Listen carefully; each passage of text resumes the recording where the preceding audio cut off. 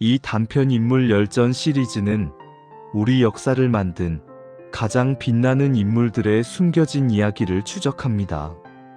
지난 편 우리는 화랑도를 개편하고 한강 유역을 점령하며 삼국 통일의 기틀을 다진 신라의 영웅진흥왕 이야기를 보았습니다. 그의 위대한 업적 아래 신라는 명실상부한 동북아시아의 강대국으로 성장했습니다. 하지만 왕위 계승 과정에서 진골 귀족 세력의 갈등이 깊어지고 바깥으로는 백제와 고구려의 공격 압박이 거세지는 위기 상황이 계속되었습니다.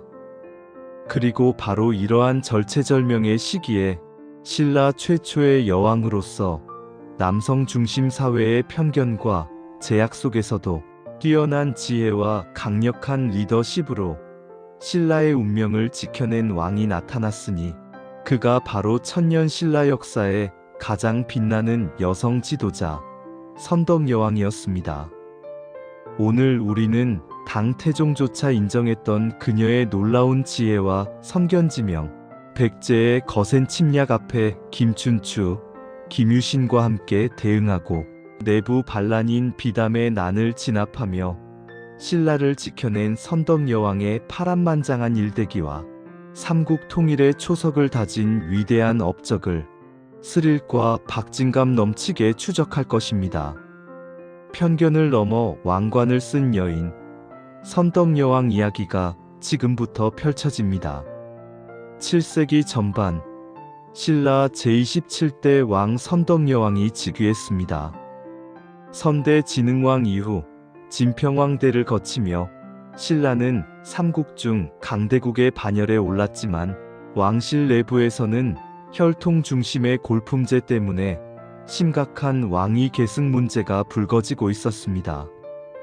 성골이라는 최고 계급의 남성 후계자가 없어지면서 왕위는 여성에게로 돌아가게 된 것입니다.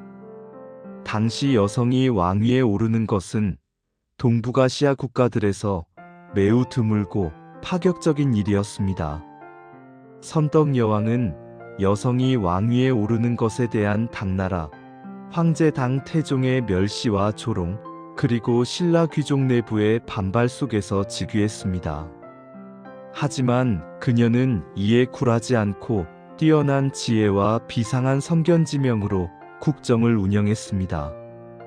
그녀의 놀라운 지혜를 보여주는 세 가지 이야기가 전해지는데, 첫째는 당태종이 보낸 모란꽃 그림 속에 나비가 없음을 보고 그 꽃에 향기가 없음을 알아챈 것입니다.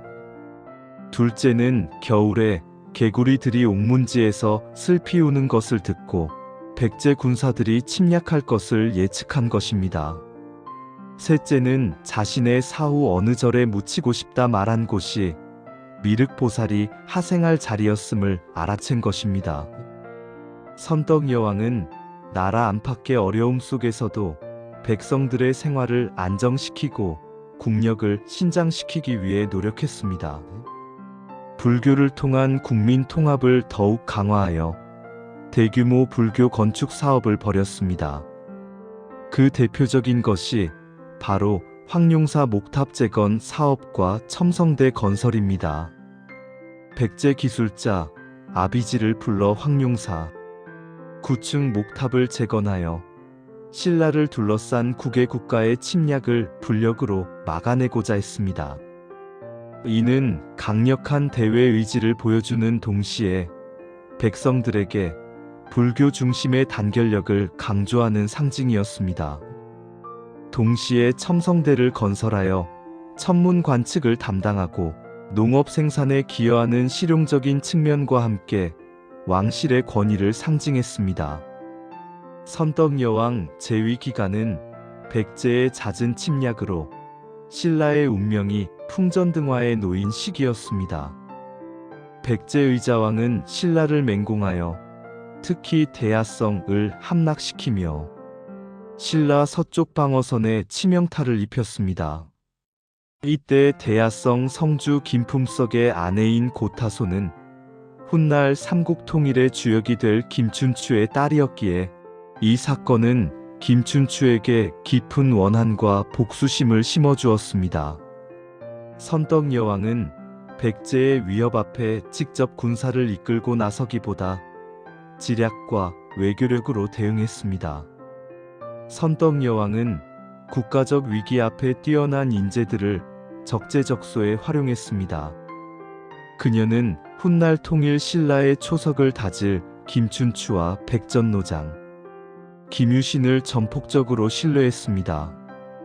백제의 침략이 가속화되자 선덕 여왕은 김춘추를 고구려에 보내 도움을 요청했지만 고구려 보장왕의 거절로 실패했습니다.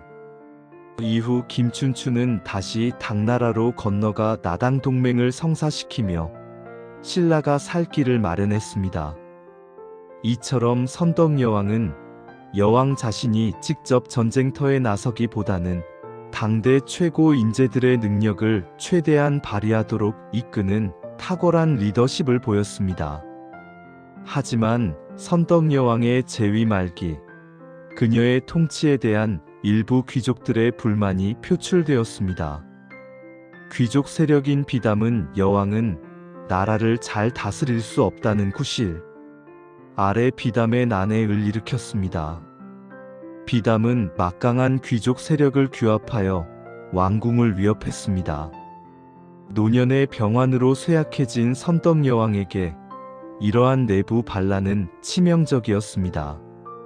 그러나 여왕은 굴하지 않고 김유신과 김춘추에게 진압을 명했고 결국 김유신의 활약으로 난은 진압되었습니다. 비담의 난이 진압된 후 선덕 여왕은 그의 겨울 승하했습니다. 그녀는 남성 중심 사회에서 신라 최초의 여왕으로 즉위하여 16년간 나라를 다스렸습니다. 재위 내내 백제와 고구려의 거센 침략 압박과 내부 귀족들의 반발이라는 이중고를 겪었지만 그녀는 뛰어난 지혜와 인재 활용 능력으로 위기를 극복했습니다. 첨성대, 황룡사 구층 목탑 등 화려한 불교 문화를 꽃피우고 김춘추, 김유신 등 통일 신라의 영웅들을 등용하여 삼국 통일 기반을 마련한 위대한 여왕이었습니다. 선덕 여왕의 삶은 여성이 왕관을 쓰고 성공적인 통치를 할 수 있음을 증명한 역사적 사례입니다. 그녀가 겪었던 고난과 좌절, 그리고 그것을 넘어선 지혜로운 결단은 오늘날까지 많은 사람들에게 귀감이 되고 있습니다. 선덕 여왕의 통치 아래 신라는 더욱 강력한 국가로 성장했으며 통일 신라라는 대업을 향해 거침없이 나아갈 수 있었습니다. 왕관을 쓴 여인 선덕 여왕, 남자의 나라에서 왕이 되어 신라의 운명을 지키다. 단편 인물 열전 시리즈는 이것으로 마무리됩니다.